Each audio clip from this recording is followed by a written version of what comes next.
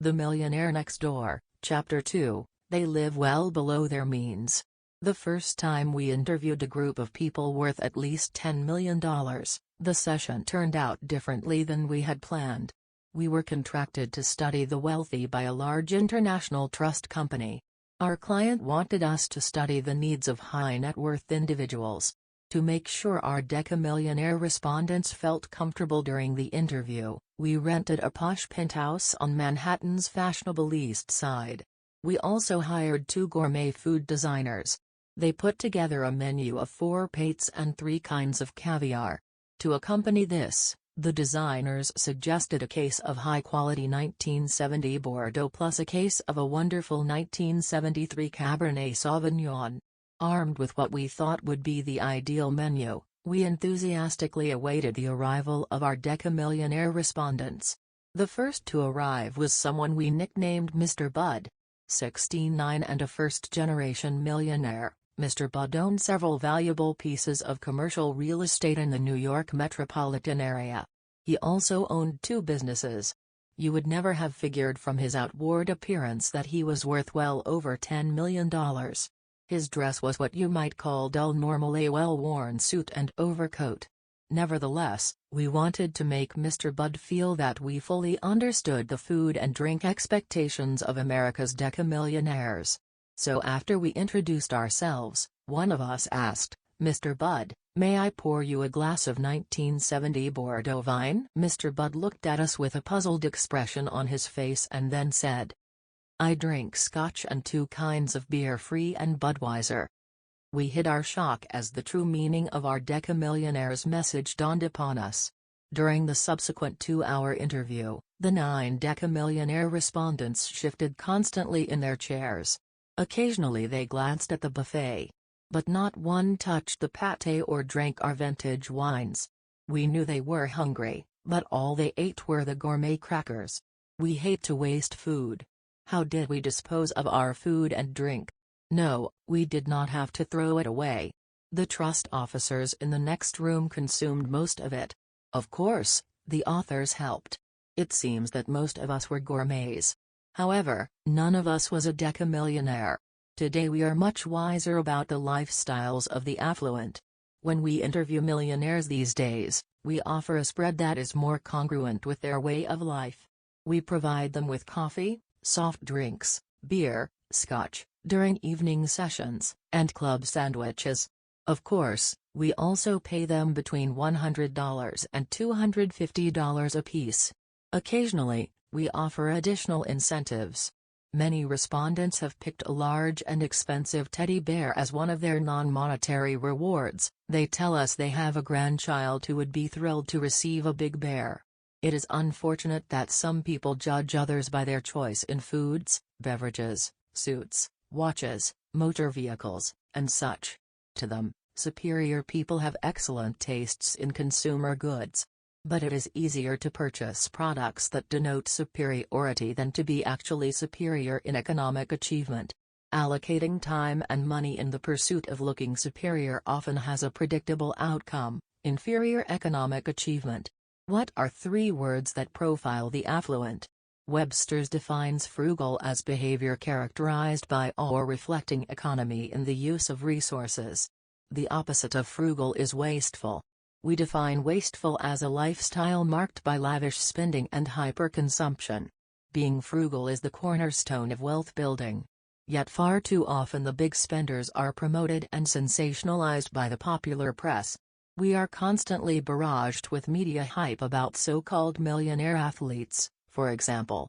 Yes, some of the members of this small population are millionaires. But if a highly skilled ball player makes $5 million a year, having $1 million in net worth is no big deal. According to our wealth equation, a $5 million earner who is 30 years of age should be worth $15 million or more. How many highly paid ball players have a level of wealth in this range? We believe only a tiny fraction. Why? Because most have a lavish lifestyle and they can support such a lifestyle as long as they are earning a very high income.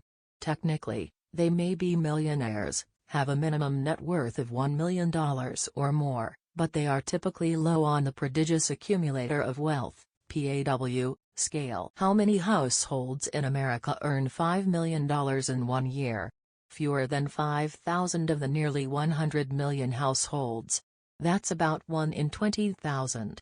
Most millionaires never earn 1/10 of $5 million in a year. Most never become millionaires until they are 50 years of age or older. Most are frugal. And few could have ever supported a high-consumption lifestyle and become millionaires in the same lifetime. But the lavish lifestyle sells TV time and newspapers. All too often young people are indoctrinated with the belief that those who have money spend lavishly, and if you don't show it, you don't have it. Could you imagine the media hyping the frugal lifestyle of the typical American millionaire? What would the results be? Low TV ratings and lack of readership, because most people who build wealth in America are hardworking, thrifty, and not at all glamorous. Wealth is rarely gained through the lottery, with a home run, or in quiz show fashion. But these are the rare jackpots that the press sensationalizes. Many Americans, especially those in the under-accumulator of wealth (UAW) category, know how to deal with increases in their realized income. They spend them. Their need for immediate gratification is great. To them, life is like a quiz show. Winners get quick cash and conspicuous gifts. Viewers of these quiz shows have lots of empathy for the contestants. Look at the top ratings such shows enjoy. People love to view their surrogate other winning motor vehicles, boats, appliances, and money.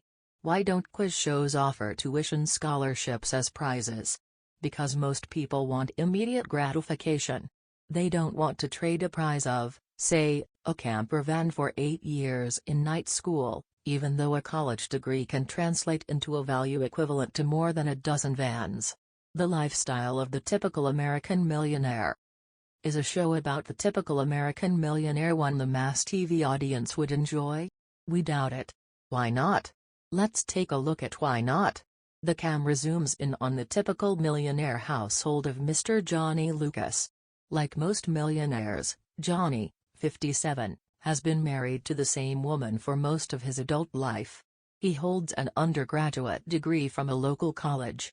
He is the owner of a small janitorial contracting firm that has thrived in the last few years.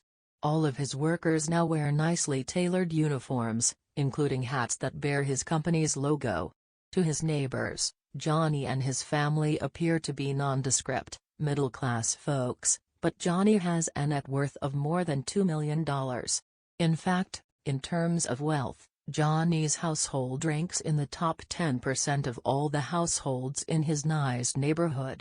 Nationwide, his household is in the top 2%. How will the TV audience respond to the description of Johnny's wealth and the images of Johnny on the screen? First, viewers will likely be confused, because Johnny does not look like the millionaire most people envision. Second, they may be uncomfortable. Johnny's traditional family values and his lifestyle of hard work, discipline, sacrifice, thrift, and sound investment habits might threaten the audience. What happens when you tell the average American adult that he needs to reduce his spending in order to build wealth for the future? He may perceive this as a threat to his way of life. It is likely that only Johnny and his cohorts would tune into such a program. It would certainly bolster their views about life. In spite of these concerns, let us assume that one of the major TV networks agrees to run at least a pilot program about the Johnnies of America. What will this program tell the viewing audience? Here is Johnny Lucas, ladies and gentlemen. Mr. Lucas is a millionaire. I will ask Johnny some questions about his purchasing habits. These questions come from our TV audience. First, Johnny, Mr. J. G from our audience wants to know. Was the most you ever spent for a suit of clothing? Johnny closes his eyes for a moment. Obviously, he is deep in thought. The audience is silent. It is expecting him to say, somewhere between $1,000 and $6,000. But our research indicates that the audience's expectations are wrong. We predict that our prototypical millionaire would say, the most I ever spent, the most I ever spent, including the suits I bought for myself, for my wife, June, and my sons, Buddy and Daryl, and my girls, Wileen and Ginger. The most I ever spent was $399. Boy, I remember that. It's the most I ever spent. It was for a very special occasion, our 25th wedding anniversary party. How will the audience respond to Johnny's statement? Probably with shock and disbelief. The audience's expectations are not congruent with the reality of most American millionaires. According to our most recent survey, the typical American millionaire reported that she never spent more than $399 for a suit of clothing for himself or for anyone else. Note the figures given in Table 2 to 1. 50% or more of the millionaires surveyed paid $399 or less for the most expensive suit they ever purchased. Only about 1 in 10 paid $1,000 or more. Only about 1 in 100 paid $2,800 or more. Conversely, about 1 in 4 millionaires paid $285 or less, and 1 in 10 paid $195 or less for her most expensive suit. These figures are for all millionaires in our survey. Keep in mind that almost 14% of those surveyed told us they inherited their wealth. What happens when we break out inheritors and self-made millionaires? Self-made millionaires spend significantly less for suits, as well as for most other high-status items, than do those who have inherited their wealth. The typical 50th percentile self-made millionaire paid about $360 for a suit, while the typical inheritor of wealth reported paying more than $600. How can the Johnnies of America get away with spending such modest amounts? Johnny does not need to wear expensive suits. He is not a successful attorney who must impress his clients. Nor does he ever have to impress a large audience of stockholders at an annual meeting, the financial press, or investment bankers. Johnny does not have to dress the part of a high-powered CEO who must constantly address a highbrow board of directors. Johnny does, however, need to impress his staff of janitors. How? By never giving them the impression that he is making so much money he can afford to have a tailor fit him for a suit priced in the low to mid four figures. Most of the millionaires we have interviewed over the past 20 years have views similar to Johnny's. Then who purchases all those expensive suits? Our survey has revealed an interesting relationship. For every millionaire who owns a $1,000 suit, there are at least 6 owners who have annual incomes in the $50,000 to $200,000 range but who are not millionaires. Their shopping habits certainly have something to do with the fact that they are not wealthy. Who are these people? Typically, they do not own their own businesses. They are more likely to be corporate middle managers, especially those who are part of a working couple, attorneys, sales and marketing professionals, and physicians. Why would anyone suggest that you spend more than the typical millionaire for a suit? In a recently published article, an owner of very expensive suits touted that they were an excellent investment. Lawrence Menard, you're looking rather prosperous, sir. Forbes, April 8, 1996, pages 132 to 133. Mr. Menard asks and answers the question of questions about investing in suits. Can custom-made suits be worth $2,000? Mine is. 14 years and 14 pounds later, they still look good. Believe it or not, I made an excellent investment. Menard, p. 132. Mr. Menard tells his readers how he was initially guided to the custom tailor shops of London's Savile Row by 2 senior-level executives whom he regarded as having excellent taste but was not frivolous in their buying habits. They explain that to buy bespoke is to enter into a unique and personal relationship with your clothes. What is the meaning of bespoke? In middle-class American, it means custom-made. Ani Lucas never bought a custom-made suit. Does he have a unique and personal relationship with his all-wool, top-of-the-line C. Penny suit? Are you surprised to learn that some millionaires shop at Penny's? Perhaps even more surprising, about 30.4% of the respondents who are millionaires hold JCPenney credit cards. Penny's private brand Stafford executive suits were recently given top scores for durability, cut, and fit by a leading consumer publication, J.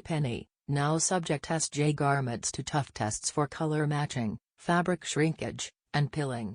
When it comes to quality control, Penny's is more demanding than any of the department stores. Terry Agins, Why Cheap Clothes Are Getting More Respect, The Wall Street Journal, October 16, 1995, pp. BL, B3. Keep in mind that moths, cigar ashes, and other hazards do not care how much you paid for your wool suit.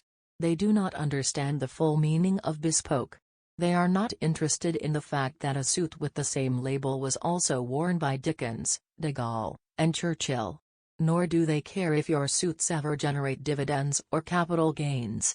But they can certainly ruin your investment portfolio of suits. Let us return to our proposed TV program. Mr. Lucas is still on stage. What type of shoes does Johnny Lucas purchase? The TV audience, if any are still tuned in, will again be surprised by his answer. Johnny, like most millionaires, does not buy high-priced footwear. About half the millionaires surveyed reported that they had never spent $140 or more for a pair of shoes. 1 in 4 had never spent more than $100. Only about 1 in 10 had spent over $300. If not millionaires, then who is keeping the high-priced shoe manufacturers and dealers in business? Certainly, some millionaires purchase expensive shoes. But for every millionaire in the highest price paid category of over $300, there are at least 8 non-millionaires. But what does the popular press tell us? The press sensationalizes that a very small proportion of Americans purchase expensive shoes and related artifacts. Consider this news story about boxing promoter Don King, who spent 2 hours shopping for shoes in Atlanta. During that time, Mr. King purchased 110 pairs of shoes from one store, for which he paid $64,100, tax included. His purchase topped the previous sales record for the store, held by Magic Johnson, who spent $35,000 during one visit. Mr. King's record purchase translates into an average of $582.73 per pair. How much did Mr. King pay for his most expensive pair?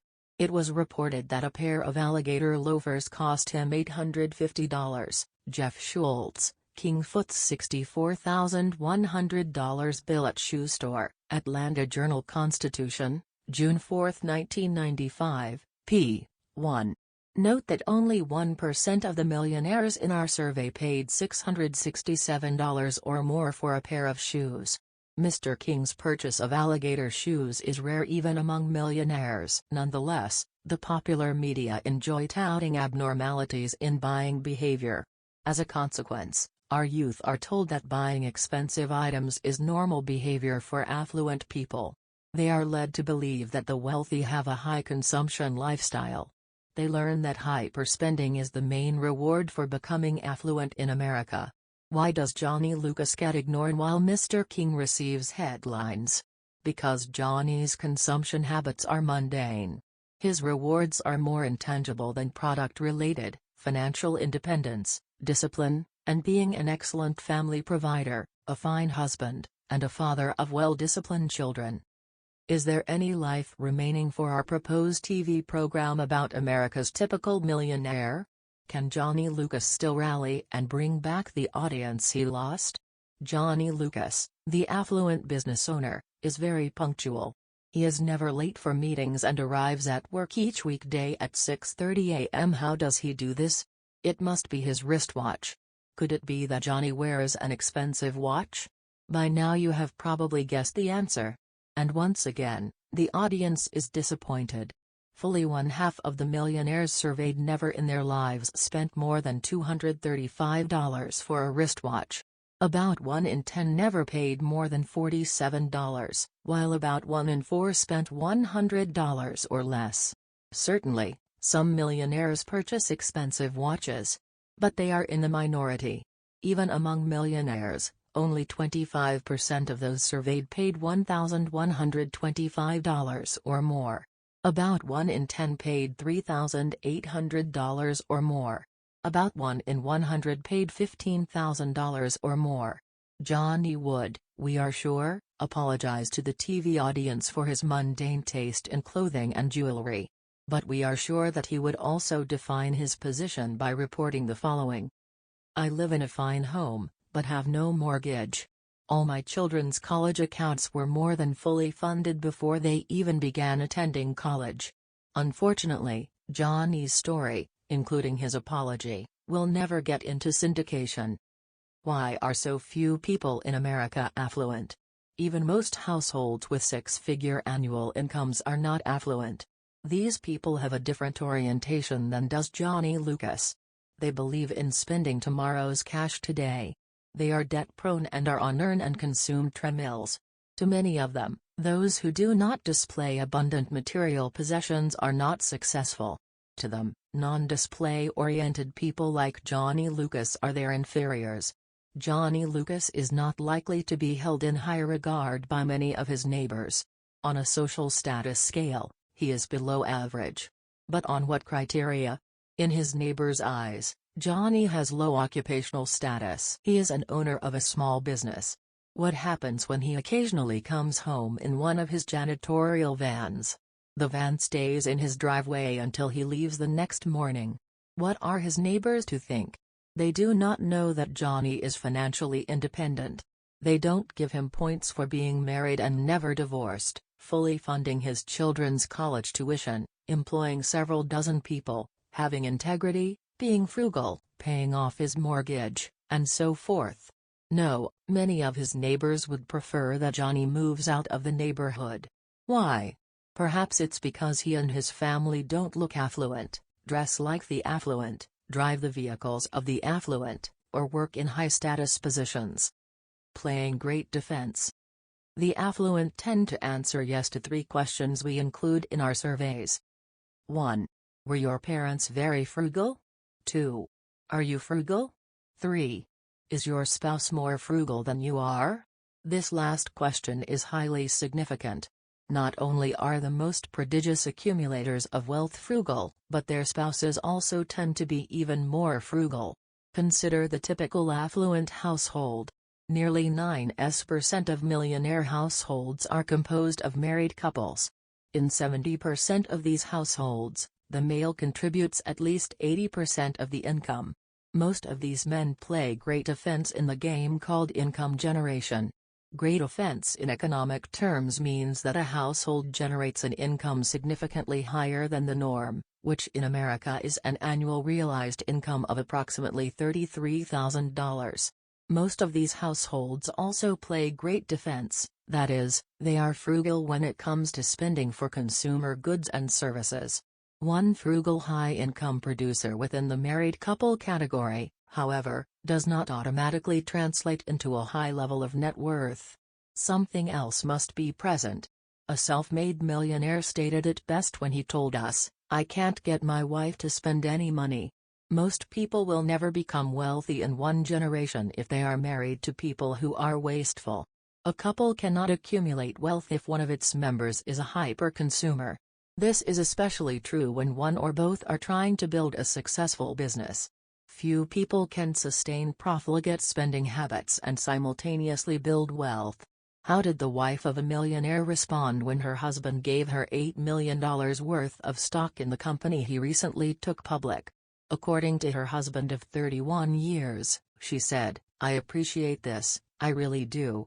Then she smiled, never changing her position at the kitchen table, where she continued to cut out 25 and 50 cents off food coupons from the week's supply of newspapers. Nothing is so important as to interrupt her Saturday morning chores. She just does today like she always has done, even when all we owned was a kitchen table. It's how come we / well off today.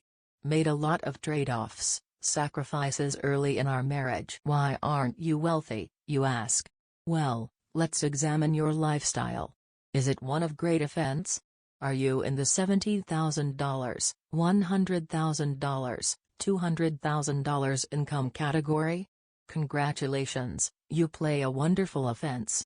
But how is it that you keep losing the game called wealth accumulation? Be honest with yourself. Could it be that you play terrible defense? Most high-income earners are in the same situation, but not most millionaires. Millionaires play both quality offense and quality defense. And quite often their great defense helps them outscore/out-accumulate those who out-earn/have superior offenses. The foundation stone of wealth accumulation is defense, and this defense should be anchored by budgeting and planning. We have discovered that several occupational groups contain large numbers of budgeters and planners. Our latest survey of auctioneers found that more than 35% of them are millionaires. This percentage is slightly higher than the proportion of millionaire households living in America's finest urban and suburban neighborhoods. Auctioneers have been on our list of highly productive types since we conducted our first study of occupations in 1983, when they ranked 6th among those with realized annual incomes of more than $100,000. But their income alone was not what caught our attention. Given the same level of income, who accumulates more wealth, an auctioneer residing in small-town America or someone who lives in a high-status urban or suburban neighborhood?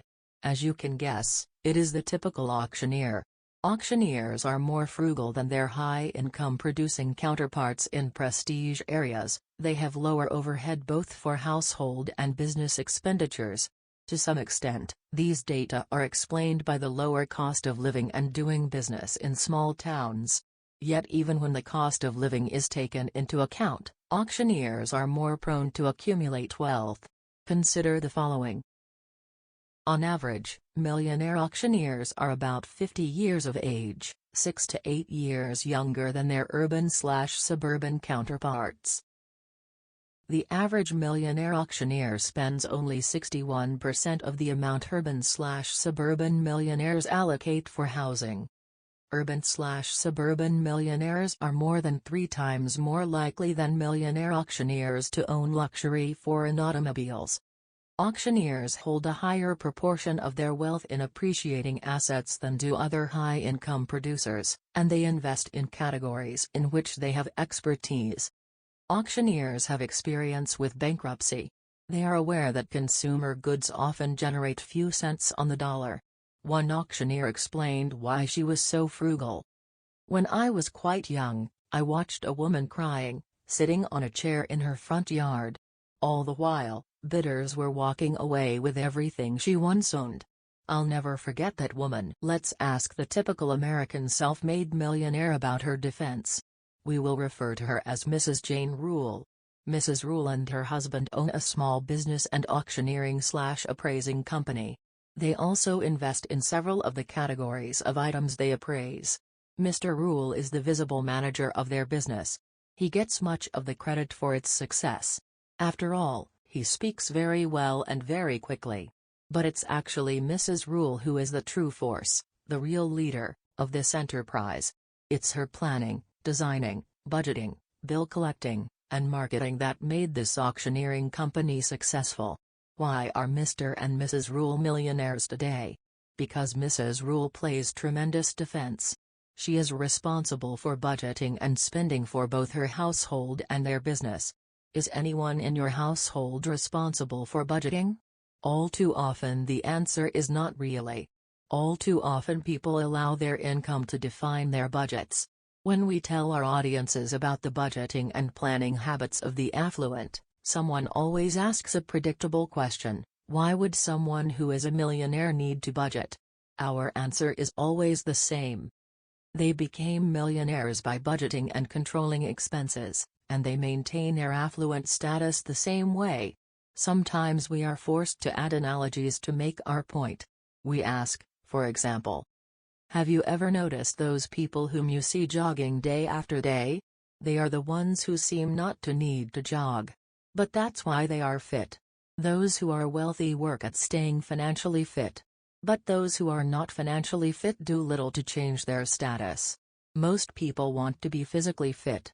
And the majority know what is required to achieve this. But despite that knowledge, most people never become well-conditioned physically. Why not? Because they don't have the discipline to just do it. They don't budget their time to just do it. It is like becoming wealthy in America. Oh, you want to, all right, but you play lousy financial defense. You don't have the discipline to control your spending. You don't take the time to budget or plan. Note that under-accumulators of wealth spend 3 times as much time exercising per month as they do planning their investment strategies. Mrs. Rule is different. She's like most millionaires. She's disciplined. She takes time to plan and budget. This translates into wealth. Mrs. Rule's household income varies from year to year. It is typical for auctioneers to have ups and downs in their cash flow. Often downturns in our nation's economy translate into increased demand for auctioneering services. Over the past 5 years, her annual income averaged around $90,000. But her net worth keeps increasing. Today Mrs. Rule has a net worth of more than $2 million. In our survey, she answered yes to 4 questions about planning and budgeting. Do you wish to become affluent and stay affluent? Can you answer yes candidly and honestly to 4 simple questions? Question 1, does your household operate on an annual budget? Do you plan your consumption spending according to a variety of food, clothing, and shelter categories each year? Mrs. Rule does, and so do most millionaires. In fact, in our latest national survey of millionaires, we found that for every 100 millionaires who don't budget, there are about 120 who do. We anticipate your question about those millionaires who don't budget. How did they become millionaires? How do they control spending? They create an artificial economic environment of scarcity for themselves and the other members of their household. More than half of the non-budgeters invest first and spend the balance of their income. Many call this the pay-yourself-first strategy.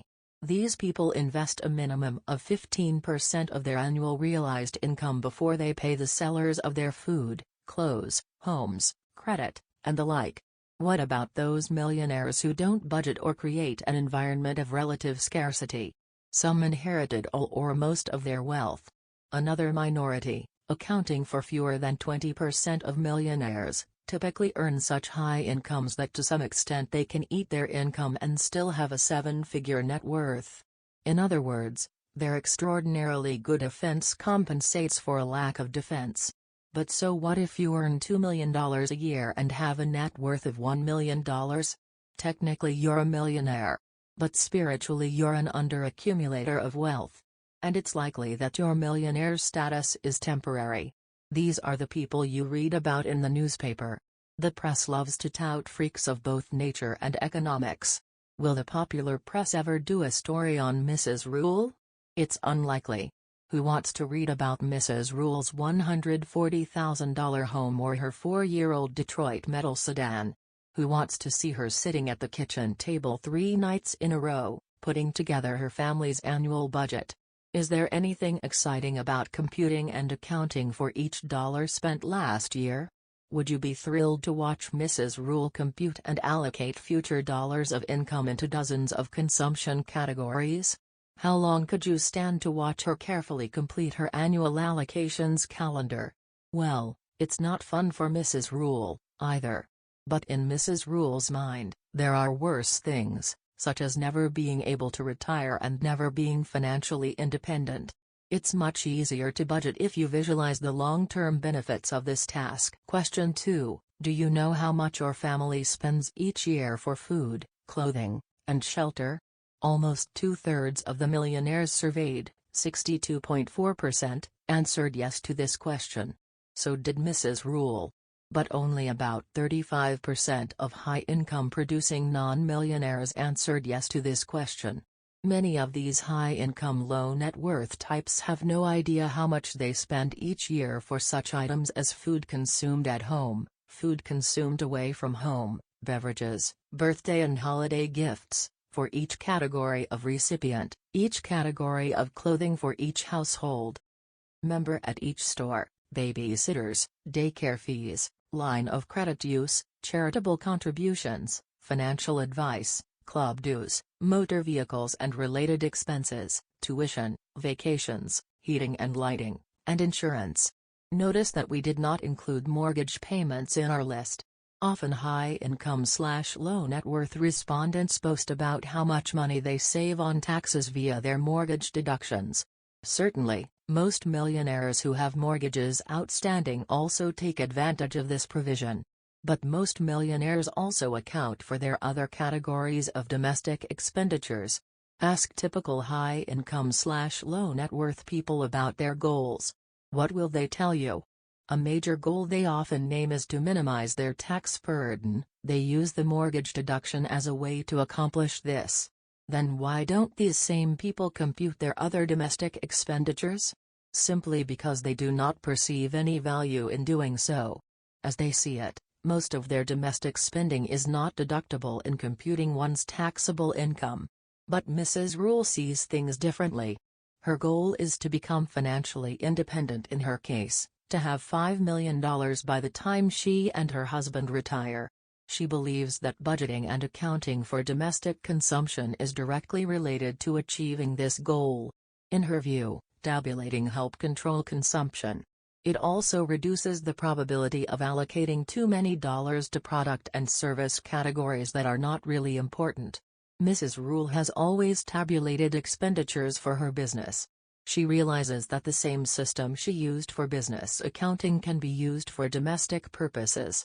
This is an advantage of being a self-employed business owner. Mrs. Rule wants to be free of financial worry before her 65th birthday. Each time she tabulates, she tells herself she is reducing her fear of never being able to retire in comfort. Who has a concern about their financial future? Not Mrs. Rule. Although she has an annual income of $90,000, she's worth more than 20 times that amount. And she is in control of her household's domestic spending. Robert and Judy, on the other hand, are frightened. And they should be. This couple earns $200,000 annually, or more than twice what Mrs. Rule earns. Yet, like so many of today's high-income producing couples, Robert and Judy have only a fraction of Mrs. Rule's wealth. They feel that consumption controls them, not the other way around. Even Mrs. Rule might find it daunting to have to account for $200,000 in expenditures each year. Robert and Judy have 14 credit cards. The Rules have 2, one for business use, the other for domestic spending. Let's talk about credit cards for a moment. Ask a large sample of millionaires a simple question about their credit cards. The results will give you an excellent idea of who these millionaires really are. Mr./Mrs. Millionaire. Please indicate, by circling the appropriate number, the credit cards that you or any member of your house possesses. Circle all those that apply. Now close your eyes and pretend you are a millionaire with a net worth of nearly $4 million. What credit cards would be congruent with your station in life? Perhaps at the top of your list would be American Express Platinum, Diners Club, or Carte Blanche.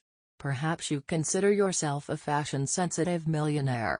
You may list credit cards from Brooks Brothers, Neiman Marcus, Saks Fifth Avenue, Lord & Taylor, or even Eddie Bauer. You would be in the minority of millionaires if you did list these cards.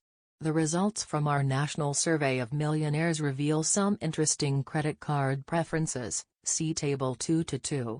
Some highlights. Like most American households, most wealthy households have a MasterCard and a Visa card. The millionaire household is 4 times more likely to hold a Sears card, 43%, than a Brooks Brothers card, 10%. Both Sears and Penny's cards are significantly more popular among the wealthy than the cards of status retailers.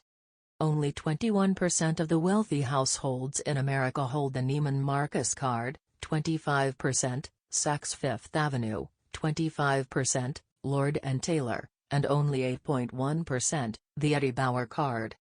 Only 6.2% of the millionaire respondents hold the American Express Platinum card, 3.4% hold Diners Club, and fewer than 1% own Carte Blanche. Question 3. Do you have a clearly defined set of daily, weekly, monthly, annual, and lifetime goals? The source of this question came from a decamillionaire whom we interviewed a dozen years ago. He told us that he started a wholesale food business at the age of 19. He never finished formal high school but did eventually receive his high school equivalency diploma. We asked him to account for the fact that although he was a high school dropout, he had accumulated over $10 million. His response was as follows. I have always been goal-oriented. I have a clearly defined set of daily goals, weekly goals, monthly goals, annual goals, and lifetime goals. I even have goals to go to the bathroom. I always tell our young executives that they must have goals. Mrs. Rule also is goal-oriented. So are most other millionaires.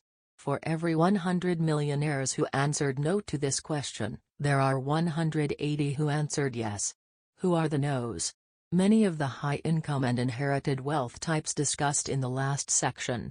Many senior citizens and retired millionaires who have already reached most of their goals also answered no. You may wish to reflect for a moment on the comments made by an 80-year-old multimillionaire.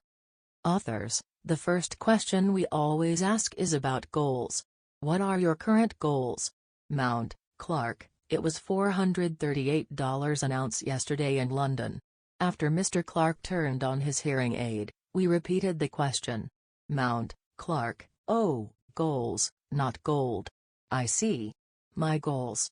I've accomplished what I've tried to do. My long-range goal was, of course, to accumulate enough wealth so I can get out of business and enjoy life. I've been down the road, I've got an international reputation.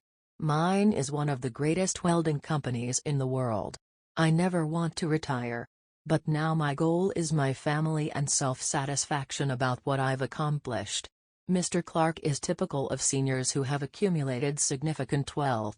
By the way, only 2 millionaires of all those we interviewed ever told us that their goal was to spend my last dollar the day that I die. Neither Mr. Clark nor Mrs. Rule has such a goal.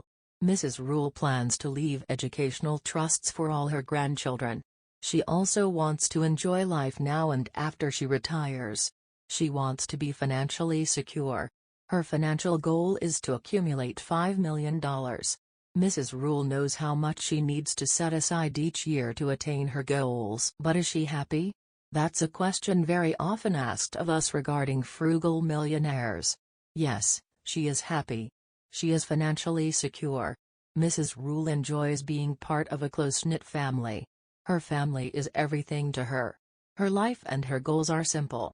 Mrs. Rule does not need a CPA to do her goal planning for her, although she does seek his counsel in regard to both her domestic and business-related needs.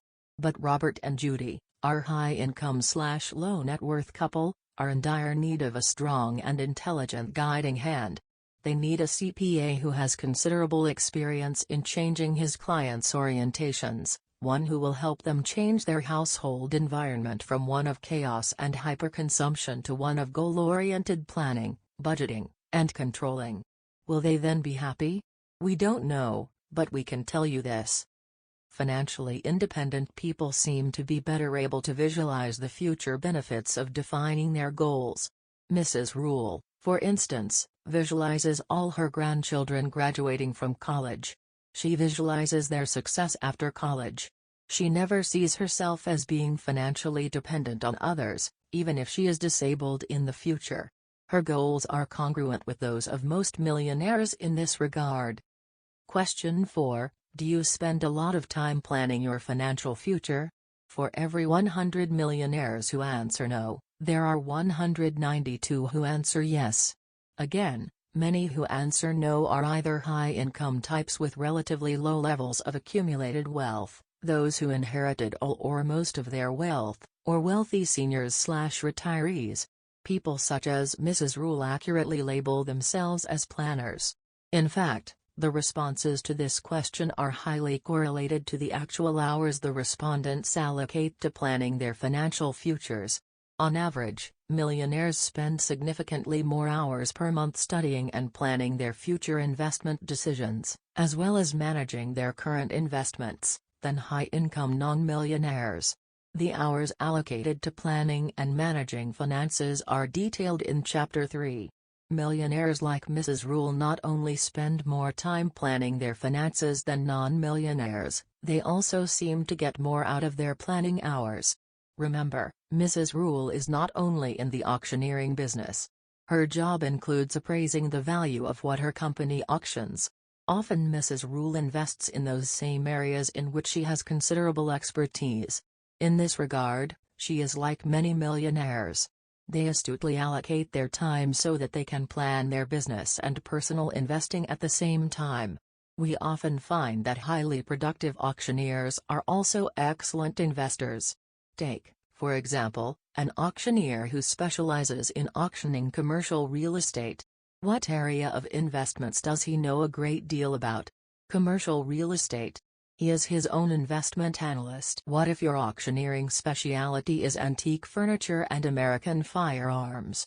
Should you invest in high-tech securities? Probably not. But you would be wise to use your expertise to help you make your investments. If you're well versed in antiques, why not leverage your knowledge? You don't have to be an auctioneer to benefit from your knowledge. One of our associates was formerly the head of strategic planning at a major corporation. Part of his job was to study a wide variety of trends across a wide variety of business categories. Years ago he discovered that the demand for investment-grade baseball cards would likely explode someday. This was long before the market reflected this trend. He invested heavily when the market was asleep, in his words. And he sold out all his holdings, including all his Mickey Mantle rookie cards, at the top of the market. Another acquaintance, a manager of a department store, always studied trade journals to learn how to make his store more productive. Later he leveraged his reading habits into investing in growth stocks in the retailing area. How much time do non-millionaires allocate to planning and managing? Not enough. As previously stated, much less than millionaires. Although millionaires have much more experience in making investment decisions, they allocate significantly more hours than do non-millionaires in an effort to become even better investors. That is one of the main reasons that millionaires remain wealthy. Business owners like Mrs. Rule certainly have more freedom than people who are not self-employed. She can and does leverage her business knowledge with her personal investing habits. She can pick her area of business and the one she wants to study. Often employees don't have this luxury. But even among those who do have significant knowledge about excellent investment opportunities, many do not leverage this knowledge. Consider the following examples. A highly productive sales professional, we will call him Mr. Willis, had Walmart as a client for more than 10 years. All during this time, Walmart was exploding in growth and value. How many shares of Walmart did Mr. Willis, the six-figure earning sales professional, ever purchase? 0. Yes, 0, even though he had considerable first-hand knowledge of his client's success and an annual six-figure income. But he did purchase a foreign luxury car every 2 years during this time. A high-income producing marketing manager, Mr. Peterson, was employed in the high-tech field. But he never invested $1 in Microsoft or any other growth company. Never, in spite of having considerable knowledge about many of the firms in the technology industry. The owner of a printing business enjoyed having one of the leading beverage companies in America as a customer. The customer bought millions of dollars worth of printing from him annually. But how much money has the printer invested in his customers' equity offerings? 0. In all three cases, the person makes a higher income than does Mrs. Rule. Yet none is a millionaire. In fact, Mr. Peterson, the marketing manager, has 0 invested in stocks. He never invests any of his income. But he lives in a $400,000 home that is surrounded by others in the high-tech field who have big hats and bigger mortgages, but no cattle. Too many high-income/low net worth types live from paycheck to paycheck, fearing a sudden downturn in our economy. What motivates Theodore Teddy J. Friend? Why does he work so hard? Why is he driven to earn so much money? Why does he spend so much? Teddy will tell you it's because he's competitive. But so are almost all top-producing sales professionals. His competitiveness is not the most important reason for his behavior. When Teddy was growing up, his family was among the poorest in a blue-collar community. His family's small home was built from used lumber and similar discarded materials. Until Teddy was a freshman in high school, his father cut Teddy's hair, which did save money, although, According to Teddy, most people could tell that his head was worked on by an amateur. The public high school he attended attracted students from a wide variety of socioeconomic backgrounds. Many were from upscale homes. Rich kids were there in large enough numbers to fill the high school's parking lot with their nice cars. These cars always amazed Mr. Friend. Throughout high school, his family owned one automobile.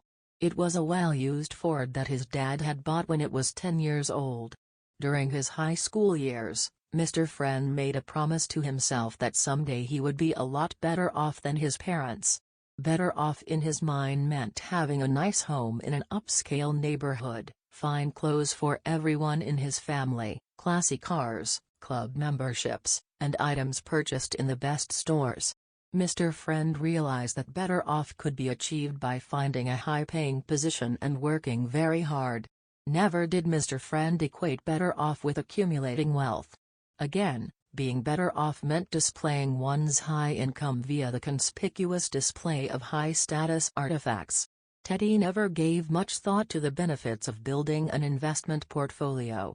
To him, a high income was the way to overcome a feeling of social inferiority. A high income was the product of hard work. Income in the form of capital gains were foreign words to him. Mr. Friend's father and mother were dysfunctional when it came to putting money away for a rainy day. Their financial plan was very simple: they spent when they had money. They stopped spending when they ran short of money. If they needed something, such as a washing machine or a new roof, they saved for it. But they also bought many items with installment loans. They never owned any stocks or bonds. Never did Teddy's parents set aside income for investment purposes. They did not understand or trust the stock market. The only real financial wealth the couple had was a small pension and the equity in their very modest home. Today their son has a need to compensate for his primitive blue-collar background and his perceived educational deficiency. Mr. Friend never completed college. Even now he feels compelled to outperform all the college graduates against whom he competes. He will tell you that he enjoys dressing better, driving better, dwelling better, and, in general, living higher than all those GE kids who operate within his territory. Mr. Friend is the ultimate consumer. He has 2 boats, 1 jet ski, and 6 automobiles. 2 are leased, the others were purchased via credit. Interestingly, there are only 3 drivers in his household. He is a member of 2 country clubs and wears a watch that cost more than $5,000. He buys his clothes from the best stores. Mr. Friend also owns a vacation condo. Last year Mr. Friend's income was approximately $221,000. Given his age, 48, what is his expected net worth? According to our wealth equation, his net worth should be $1,060,800. What is his real net worth? Less than 1/4 of the expected figure.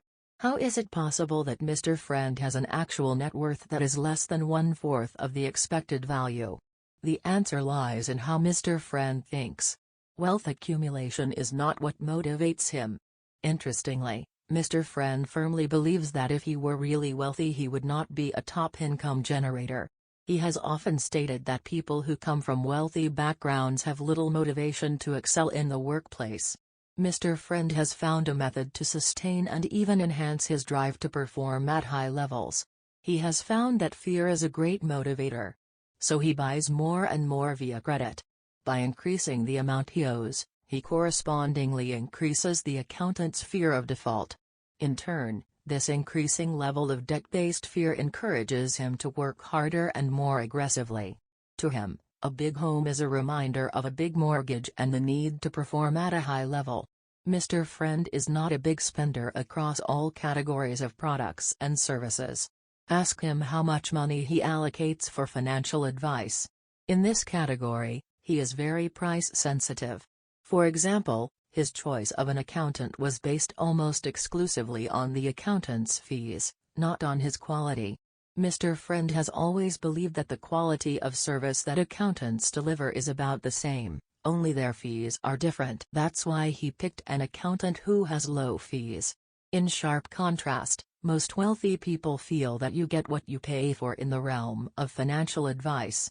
Mr. Friend spends a considerable amount of time working. Still, he constantly worries that he will lose his so-called competitive edge. He is concerned that his need to outperform the rich kids, the college graduates, will wane someday. Mr. Friend constantly reminds himself about his humble background and lack of that all-important college degree. He constantly punishes himself psychologically. In his eyes, he is inferior in pedigree to those very confident college graduates against whom he competes. He often wonders how they can be so content, given their less than exceptional performance in the workplace. Mr. Friend never really enjoys his life. He owns a lot of upscale things, yet he works so hard and for so many hours during a typical day that he has no time to enjoy them. He has no time for his family, either. He leaves his house each day before dawn and rarely returns home in time for dinner. Would you like to be Mr. Friend? His lifestyle is appealing to many people. But if these people really understood Mr. Friend's inner workings, they might evaluate him differently. Mr. Friend is possessed by possessions. He works for things. His motivation and his thoughts are focused on the symbols of economic success. He constantly needs to convince others of this success. Unhappily, he has never convinced himself. In essence, he works, he earns, and he sacrifices to impress others. These factors underlie the thought processes of many under-accumulators of wealth. More often than not, UAWs allow significant others to determine their financial lifestyle. Interestingly, these significant others, or reference groups, turn out to be more imagined than real. Are you motivated by significant others? Perhaps you should consider a different approach to life. Perhaps you should reorient yourself. Are all high-income people who came from humble beginnings destined to become UAWs? Will they all turn out to follow the ways of Mr. Friend? Absolutely not.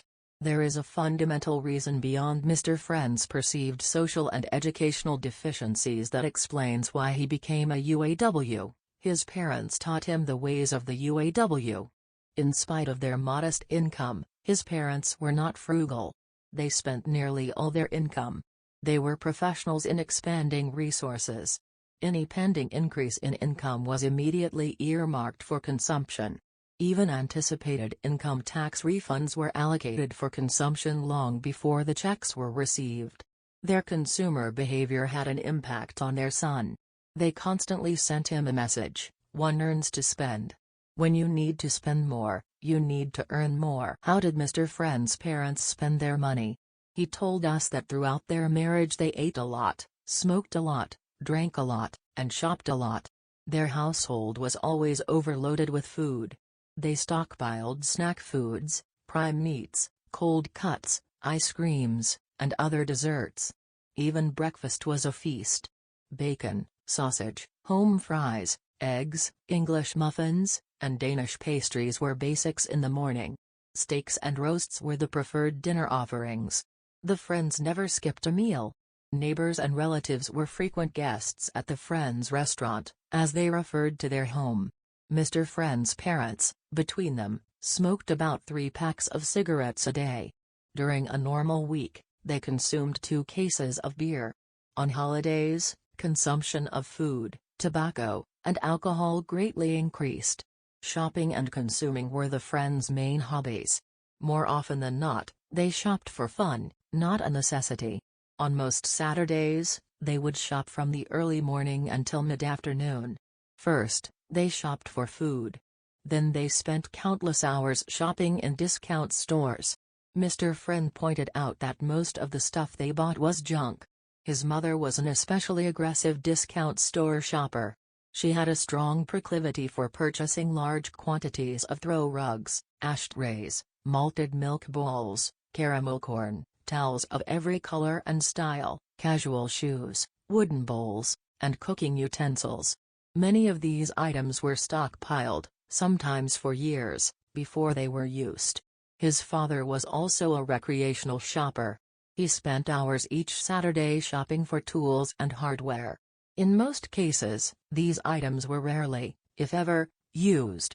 Clearly, Mr. Friend's parents were UAWs. He was well trained. But today he generates a much higher income than his parents ever earned. Why is he still a UAW? This income, in itself, is a result of parental guidance. His dad often told him to seek a job with high income potential. To do so would enable Mr. Friend to buy the finer things in life. His father's message was clear: to purchase a fine home, luxury automobiles, and expensive clothing, one has to earn a large income. Mr. Friend found that several areas of the sales profession had excellent income-producing opportunities. He would have to earn big to spend big. No mention was ever made of the value of putting money aside for investing. Income was designed to be spent. Credit was used heavily for major purchases. Mr. Friend and his parents have never appreciated the benefits of accumulating wealth via investing. Mr. Friend told us repeatedly that it's hopeless. He just does not have any money to invest. How is it that someone with an income 6 times the average for American households has no money to invest? Mr. Friend spends more annually for his children's private school and college tuition than the average household earns in a year. He has an inventory of automobiles that is valued in excess of $130,000. He pays more than $12,000 each year for property taxes. His total annual mortgage payments are in excess of $30,000. Several of his suits cost $1,200 each. But his insensitivity to the benefits of investing goes beyond his need to consume. His parents had no understanding or appreciation of invested dollars. Nor does he. And his parents passed this lack of wisdom on to him. Mr. Friend argues that his parents were people of modest means, people with no money to invest. Let's examine this perception. His parents smoked 3 packs of cigarettes each day. How many packs did they consume during their adult lifetimes? There are 365 days in a year. So they consumed approximately 1,095 packs per year. They smoked for approximately 46 years. So in 46 years, they smoked 50,370 packs of cigarettes. How much did the couple pay for these cigarettes? Approximately $33,190 more than the purchase price of their home. They never considered how much it cost to purchase cigarettes. They viewed such purchases as small expenses. But small expenses become big expenses over time. Small amounts invested periodically also become large investments over time. What if the Friends had invested their cigarette money in the stock market, index fund, during their lifetimes? How much would it have been worth? Nearly $100,000. And what if they had used their cigarette money to purchase shares in a tobacco company? What if they had purchased, reinvested all dividends, and never sold shares in Philip Morris instead of smoking Philip Morris products for 46 years? At the end of 46 years, the couple would have had a tobacco portfolio worth over $2 million. But the couple, like their son, never imagined that small change could be transformed into significant wealth. This change in behavior alone would have placed the Friends in the millionaire category. They would have been members of the PA group, too, given their modest income. Perhaps they would have lived differently if someone had educated them about the mathematics of wealth appreciation. No one told them about this phenomenon. So it is not surprising that they failed to educate their son about the benefits of investing. But they did tell him not to smoke. His dad told him, "Don't ever put the first cigarette in your mouth. I'm hooked. There is nothing I can do to quit." His son followed this advice. How long will Mr. Friend be able to fund his lifestyle? What if he were to stop working today? How long could he live off his current level of wealth? Only for about a year. No wonder he works so hard. Given his current circumstances, Mr. Friend will never be able to retire in comfort. In spite of being nearly 50 years of age, he has yet to figure this out for himself. But all is not hopeless. Mr. Friend can still become an accumulator of wealth. We find that it is often useful for UAWs to be told the naked truth. Friend, you're worth less than 1/2 of the expected amount for those in your income/age group. Such news can spur on UAWs who are competitive. How do they respond when told that their net worth places them in the bottom quartile for all people with similar income and age characteristics? Some are incredulous. Many want to change but are uncertain how to transform themselves. How can someone change when they have more than 20 years of experience as a UAW? First, they must really want to change. Second, they will likely need some professional help. Ideally, they need to find a certified public accountant who provides financial planning. A professional of this type should have considerable experience and success with transforming UAWs. That is, they should have a strong track record in helping the Mr. Friends of the world become more Paul-like. In extreme cases, a CPA financial planner actually takes control of his client's purchasing behavior. He first audits the client's consumption habits over the past 2 years. He categorizes and tabulates each element. Then the accountant consults with the client. The client is put into a cold turkey cutback program, meaning that all elements of consumption are reduced by a minimum of 15% for the next year or two. Additional cutbacks follow. In some situations, the accountant financial planner even keeps his client's checkbooks, writes all the checks, and pays all the bills. Cold turkey is not easy for most UAWs. But sometimes it's the only way to solve the problem. The typical millionaire in our surveys has a total annual realized income of less than 7% of his wealth. This means that less than 7% of his wealth is subject to some form of income tax. In the latest study of millionaires, the percentage was found to be 6.7%. Millionaires know that the more they spend, the more income they must realize. The more they realize, the more they must allocate for income taxes. So millionaires and those who will likely become affluent in the future adhere to an important rule: to build wealth, minimize your realized, taxable, income and maximize your unrealized income. Income tax is the single largest annual expenditure for most households. It is a tax on income, not on wealth and not on the appreciation of wealth if this appreciation is not realized, that is if it does not generate a cash flow. What is the message? Even many high-income producing households are asset poor. One reason is that they maximize their realized incomes, often to support high consumption lifestyles. Such people might wish to ask themselves a simple question: could I live on the equivalent of 6.7% of my wealth? It takes much discipline to become affluent. We have interviewed many people worth $2 or $3 million who have total realized annual household incomes of less than $80,000. How much does the typical American household realize in income each year? About $35,000 to $40,000, or nearly the equivalent of 90% of its net worth. The result is that the typical household in America pays the equivalent of more than 10% of its wealth in income taxes each year. How about the millionaires whom we surveyed? On average, their annual income tax bill is an amount equal to only a bit over 2% of their wealth. That is one of the reasons they remain financially independent. Sharon is a high-income producing healthcare specialist. She recently asked us, "How is it that I make so much in terms of income but accumulate so little in terms of wealth?" Last year Sharon's household had a realized total annual income of approximately $220,000, which places her household in the top 1% of all households in America. Sharon's household has a net worth of approximately $370,000.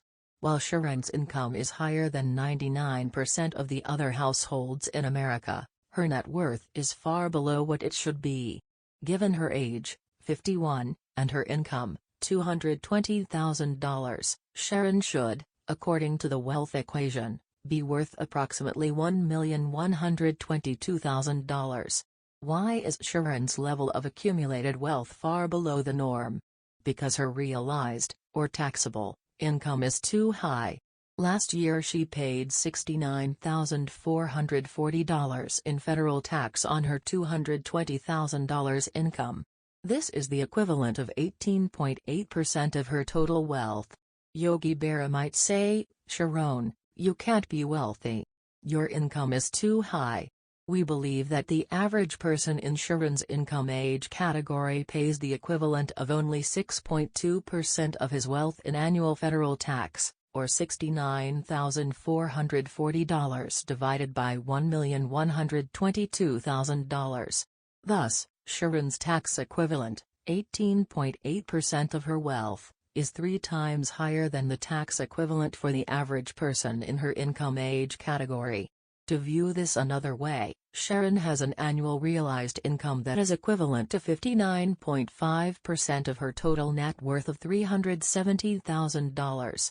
How could anyone hope to become truly wealthy when the equivalent of nearly 60% of her wealth is subject to income tax each year? The average person in Sharon's income/age category realizes the equivalent of only 19.6% of his net worth in annual income. Thus, only about $1.05 of his net worth is subject to income tax. What about people who have above average levels of wealth? How much of their equivalent net worth is being taxed? Barbara is a typical member of the PA category. Her realized annual income is approximately the same as Sharon's $220,000, but Barbara's net worth is approximately $3,550,000. Therefore, the equivalent of only 6.2% of her wealth is subject to federal income tax. What percentage of Barbara's wealth is paid in federal income tax? Approximately 2%. In sharp contrast, Sharon paid the equivalent of 18.8% of her wealth in federal income tax, or more than 9 times the percentage for Barbara. The average American millionaire realizes significantly less than 10% of his net worth in annual income. In spite of having considerable wealth and substantial annual increases in wealth, in unrealized form, the typical American millionaire may personally be cash poor. More than 20% of Barbara's annual realized income is invested in financial assets that tend to appreciate value without generating realized income. Sharon, on the other hand, invests less than 3% of her realized income. Most of her financial assets are in liquid form. Sharon's economic situation is quite risky. She is the main breadwinner in her household, which has little investment income. If her employer eliminates her job, what then? There are not too many positions available today that pay $200,000 or more a year. Barbara, again in contrast to Sharon, has a business with more than 1,600 customers, that's 1,600 sources of income. This is much less risky than Sharon's position. Sharon could not survive for 6 months if she lost her source of income. But Barbara could easily survive for 20 or more years. Actually, she could retire at this point on the income from her financial assets alone. Barbara, the prodigious accumulator of wealth, is just one of more than 3.5 million millionaires in America today.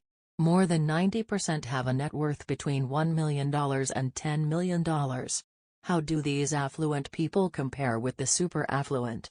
Indications are that the higher one's net worth, the better one is at minimizing one's realized income. The fact is that the super affluent got to that position by being masters at minimizing their realized income. Ross Perot is the perfect example of how the super affluent stay affluent and even enhance their levels of wealth year after year.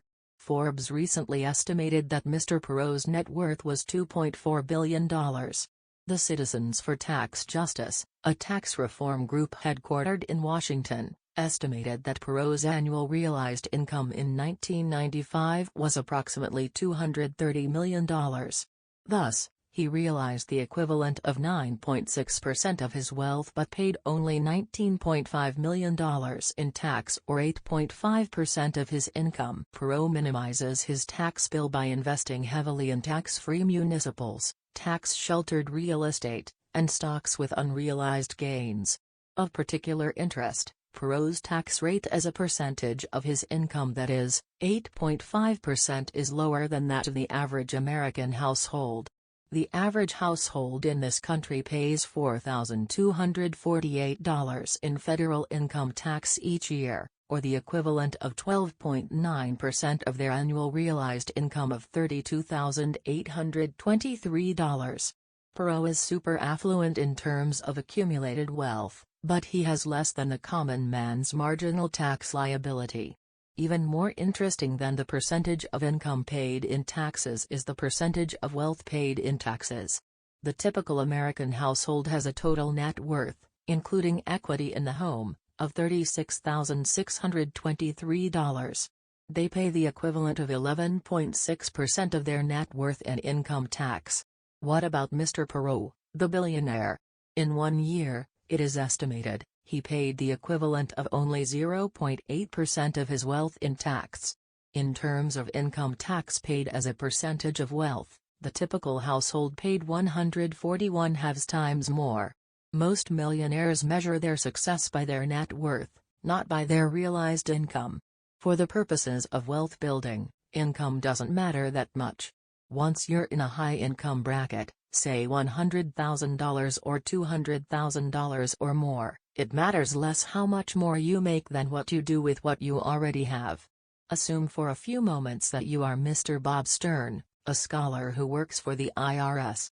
One morning your manager, Mr. John Young, calls you into his office. He gives you an assignment, to enhance his understanding of the relationship between income and wealth. Mr. Young: Bob, I keep reading reports about the growth of the millionaire population. Mr. Stern: Yes. I have a pile of articles and clippings on the same topic on my desk. Mr. Young: Well, here is the problem. The number of wealthy people keeps rapidly increasing. But our income tax revenue for a lot of these people is not keeping pace. Mr. Stern: I read somewhere that the wealthiest 3.5% of the households in this country account for more than half of the personal wealth. But these same folks account for less than 30% of the income. Mr. Young said, I wish Congress would wake up. What this country needs is a tax on wealth. Even in biblical times, the rich had to pay 10% of their wealth each year in taxes. Now that's what I call the ultimate tax reform. Mr. Stern said, I know what you mean. But sooner or later we will get 'em. Remember, it's inevitable: death and taxes. Mr. Young said, the estate tax area is not your specialty, Bob. You are a little naive on this issue. You are thinking that we will eventually take a big bite out of all the millionaires in this country by taxing their estates. Mr. Stern said, the Grim Reaper is on our side. Mr. Young said, not so fast, Bob. Just think of all the millionaires in this country. Most of them own some kind of a business, and a whole bunch own stocks. What do these folks do with their money? They sit on it, or they plow it back into their business. They hold on to all those stocks that keep appreciating. Mr. Stern said, but what about the Grim Reaper? Mr. Young said, look at it this way, Bob. We have often looked at estate returns in the $1 million and above level. Last year there were only about 25,000. But, Bob, at the same time there were 3.5 million millionaires alive and kicking. That means that 0.7% were picked up by the Reaper. This number should be twice as high. But you know what a lot of millionaires do? Before the Reaper shows up, they transform themselves. It's like magic. Mr. Stern said, how do they do it? They can't just vanish.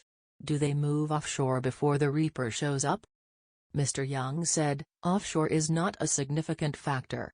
But I would not be surprised if we found that half of the millionaires transform themselves into non-millionaires. BR.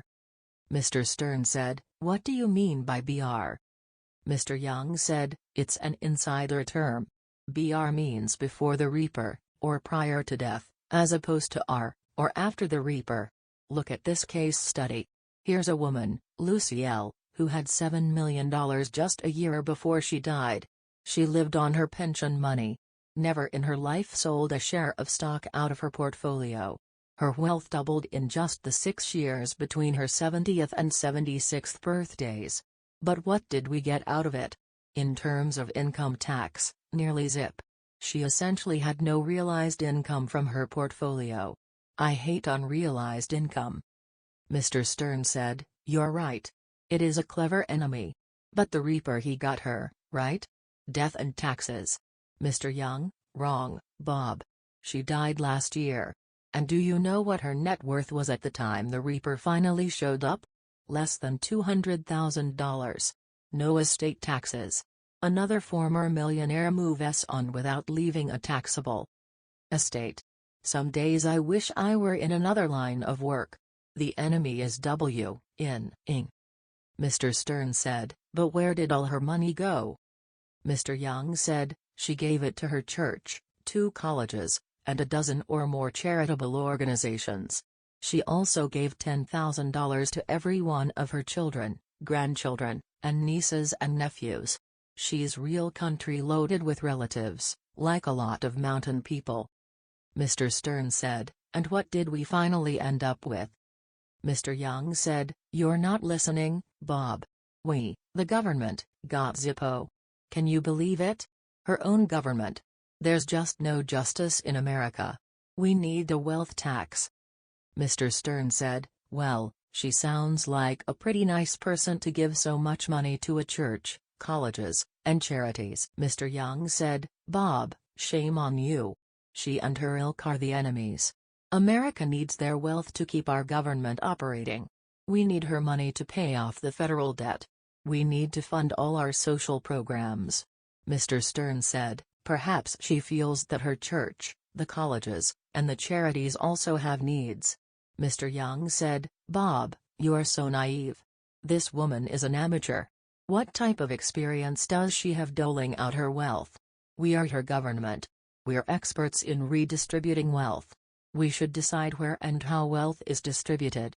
We are the pros. We have to start taxing wealth before all the millionaires transform themselves into non-millionaires. Mr. Stern said, what about all those famous people we read about in the newspaper? The ones who have very high incomes? Mr. Young said, God bless them, Bob. They are our best customers.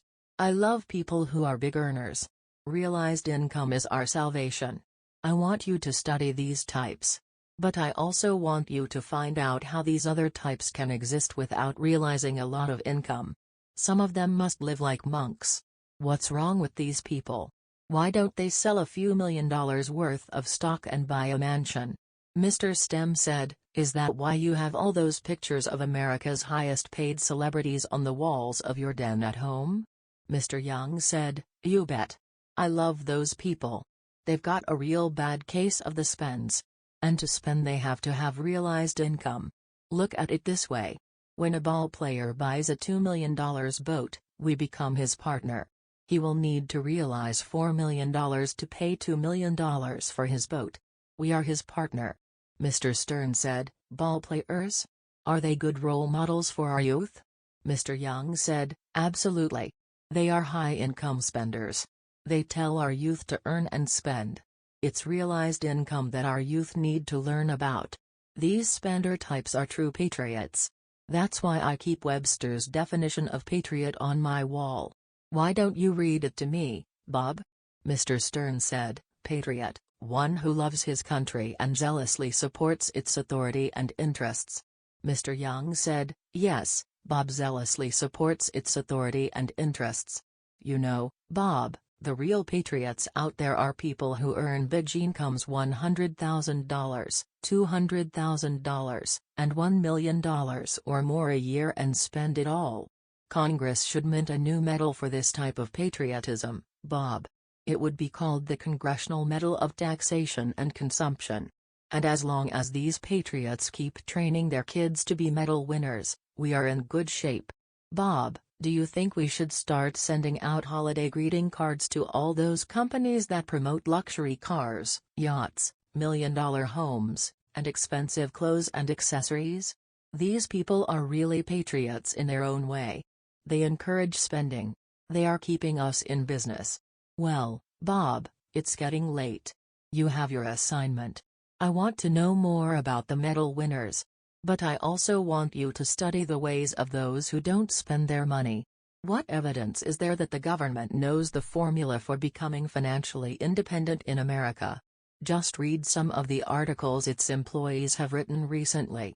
Many well-trained economists and other scholars who work for our government frequently conduct studies about the rich. We are particularly interested in the articles published in the Internal Revenue Service's Statistics of Income, a quarterly report. It's a research scholar's paradise, providing mountains of statistics on income. But income is not the government's only focus. It also studies top wealth holders. We are envious. We have to do our own surveys of the affluent. That's our main source for understanding the how to get rich formula. Eugene Steuerl is Assistant Director of the Office of Tax Analysis in the U.S. Department of the Treasury. He is also a scholar and a talented researcher. He asks the same question we do: what is the relationship between realized income and wealth? That people accumulate significant wealth by minimizing their realized taxable income and maximizing their unrealized non-taxable income. In the study that Mr. Steuerl conducted, he compared the income tax returns that top wealth holders filed while they were alive with the estate returns their executors filed after the subjects passed away. He studied a national sample of estate tax returns. Then he matched each of these with their respective income tax returns from previous years. Why all this contrasting? Mr. Steuerl wanted to study the correlation between realized income as documented in income tax returns and the actual net worth of each subject in the sample. Of special interest was the relationship between realized income generated from investments and their actual market value. Why would a scholar who works for our Treasury Department spend so much time conducting a study like this? We consider the staff of the IRS a clever bunch. They study their target market. And they lust for its wealth. They want to know how many affluent people generate so few dollars of realized income. Since owners of closely held businesses are especially adept at this strategy, Mr. Steuerl selected for study those estates in which the value of the closely held businesses exceeded 65% of the estates. The income realized from the assets of closely held businesses was only 1.15% of the appraised value of the assets. Note that even this small percentage is likely to be biased in the upward direction since there are estate tax advantages for heirs and executors who provide conservative appraisals. The total income realized from all assets and all salary, wages, and income combined was only 3.66% of the value of all assets. What do these results tell you about the affluent? They suggest that a business owner who is worth, say, $2 million on average has an annual realized income of only $73,200, or 3.66% of $2 million. Could you live on $73,200 today and still invest a minimum of 15% each year? No, it's not easy. But it's not easy being financially dependent, either. We once asked a high-income low-net-worth corporate manager, we will refer to him as Mr. Rodney, a simple question. Why is it that you never participated in your corporation's tax-advantaged stock purchase plan? This manager's employer offered him a matching stock purchase plan. Each year the manager could purchase the equivalent of 6% of his income in shares of the corporation, which would reduce his realized taxable income. Also, the corporation would match his purchase of company stock up to a certain percentage of his income. Mr. Rodney reported that, unfortunately, he could not afford to participate. It seemed that all his income went toward his $4,200 monthly mortgage payment, 2 leased vehicles, tuition bills, club dues, a vacation home that needed to be fixed up, and taxes. Ironically, Mr. Rodney wants eventually to become financially independent. But like most UAWs, Mr. Rodney is not realistic in this regard. He has sold his financial independence. What if he had taken full advantage of the tax-advantaged benefit from the time he was first employed? Today he would be a millionaire. Instead, he is on the perpetual earn and consume treadmill. We have interviewed countless high-income/low-net-worth people. Sometimes it can be depressing, especially when the respondents are seniors. How would you like to be a 67-year-old cardiologist who has never had a pension plan, in spite of earning millions during his lifetime? His total net worth is less than $300,000. No wonder he started asking us questions such as, will I ever be able to retire? Even more revealing are the interviews we hold with the widows of UAWs. In many cases, the widow has been a housewife throughout her long marriage. Often her mate, a high-income/low net worth type, was underinsured or had no life insurance at all. My husband always said not to worry about money. This is not a fun situation. How can well-educated, high-income people be so naive about money?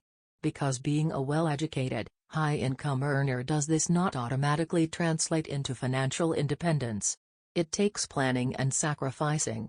What if your goal is to become financially independent? Your plan should be to sacrifice high consumption today for financial independence tomorrow. Every dollar you earn to spend is first discounted by the taxman. Earning $100,000 may be required to purchase a $68,000 boat, for example.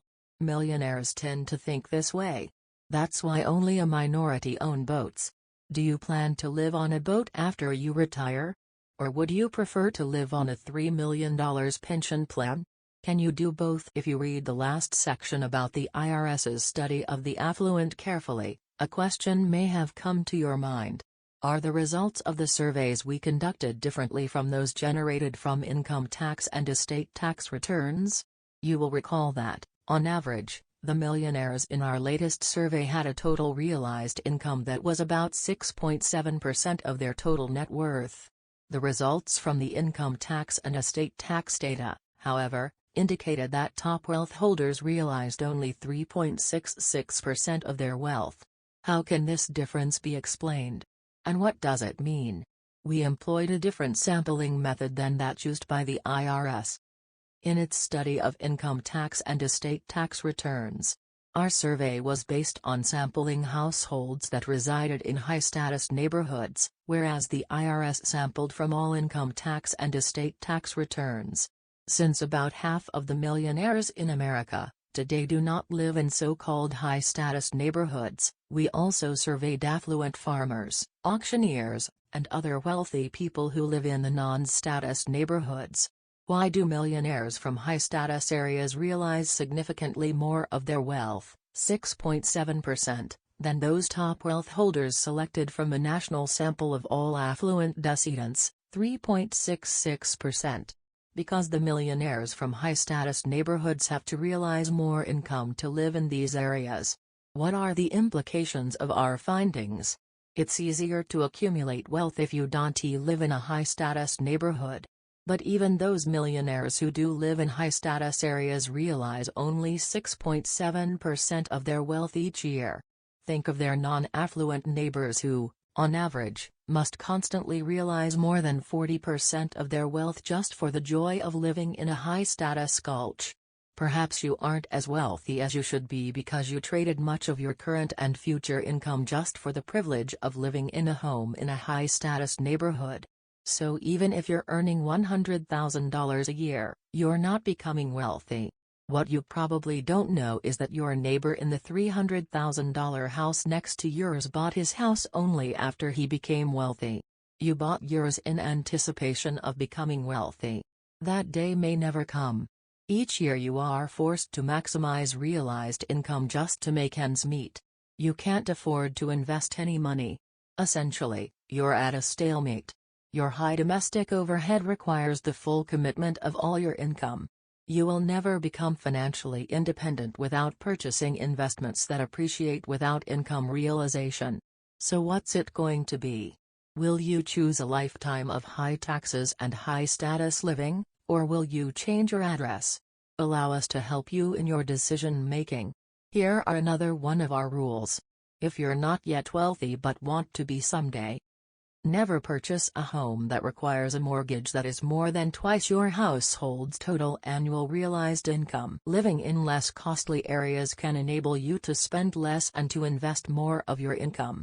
You will pay less for your home and correspondingly less for your property taxes. Your neighbors will be less likely to drive expensive motor vehicles.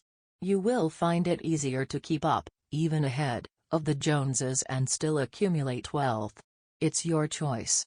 Perhaps you will make a better one than a young stockbroker, Bob, we recently advised. We gave him the same advice about the ideal ratio of home price to income. This 37-year-old broker had a total realized income of $84,000. He wanted our advice about buying a $310,000 home. He planned to make a down payment of $60,000. He also planned to become wealthy. Carrying a $250,000 mortgage, we felt, would be an impediment to his goal. We suggested that he buy something less expensive, such as a $200,000 home with a $140,000 mortgage. This would be within the parameters of the rule.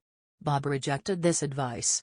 He did not want to live in a neighborhood full of truckers and construction workers. After all, he is a financial consultant and a college graduate.